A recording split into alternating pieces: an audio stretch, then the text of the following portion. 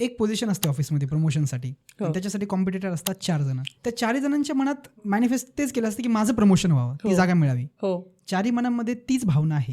इथं मॅनिफेस्टेशन सुरू झाले. ब्रह्मांड या 4 पैकी कोणाला साथ देतं, नक्की कसं काम करेल? 4 पैकी ज्याच्या मनात हे असेल की मीच सगळ्यात श्रेष्ठ आहे, या सगळ्यांचं असं नाहीये, म्हणजे लॉजिकल विचार करून जे विचार करत असतात त्यांना 100% मिळेल असं नाही. मला मिळेल की नाही हे जिथे असेल ना त्याला नाही मिळणार. कम्पॅरिझन जर केलं तो बाजूला पडतो. मला हे प्रमोशन हवंय त्यासाठी मी काही पण करेन, म्हणजे माझी करायची तयारी आहे, काम करायची तयारी आहे, हायली एनर्जेटिक पॉझिटिव्ह विचार करायची तयारी आहे.